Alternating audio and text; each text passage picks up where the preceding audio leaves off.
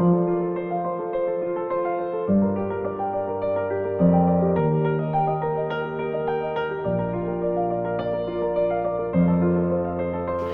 savez que c'est depuis le début de l'année 2025 et particulièrement après la chute des deux grandes villes à l'est du Congo, Goma d'abord, ensuite Bukavu, qui a eu un grand afflux de réfugiés sur le Burundi. Avant cette arrivée, le Burundi recevait sur son territoire environ 90 000 réfugiés congolais. Mais suite à l'afflux de ce début d'année, il y a eu 70 000 nouveaux réfugiés qui se sont ajoutés ici au Burundi.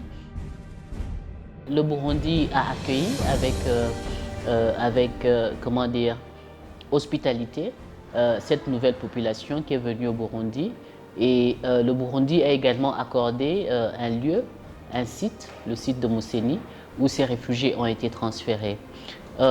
Et donc, puisque la crise a également coïncidé avec la crise financière globale pour les humanitaires, le Burundi avait lancé un appel à solidarité auquel le Congo a également répondu, ce qui est très très apprécié.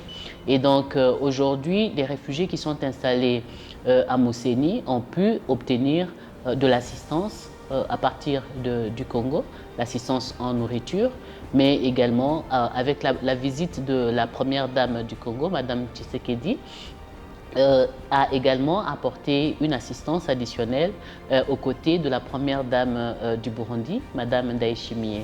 Et donc nous avons beaucoup apprécié cette assistance, nous apprécions ce que le gouvernement du Congo est en train de faire pour les réfugiés congolais.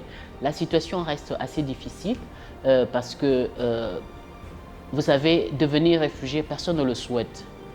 Et devoir tout abandonner pour se retrouver dans un camp, c'est très difficile.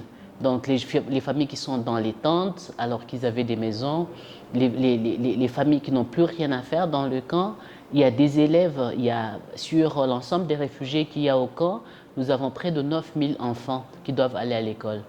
Et il n'y a pas d'école, évidemment. Ou bien les écoles qui sont à côté du site, ça ne peut pas absorber tous les 9 000 enfants. Et donc, il y a beaucoup de milliers d'enfants qui sont en train de errer dans le site et qui ont besoin d'être accompagnés pour l'éducation, mais également les conditions de vie dans les tentes. Nous sommes déjà en saison de pluie, c'est assez difficile. Donc, nous apprécions l'assistance qui vient, mais nous espérons que la condition ou les situations vont s'améliorer du côté du Congo pour que ces réfugiés puissent repartir chez eux dans la sécurité et la dignité.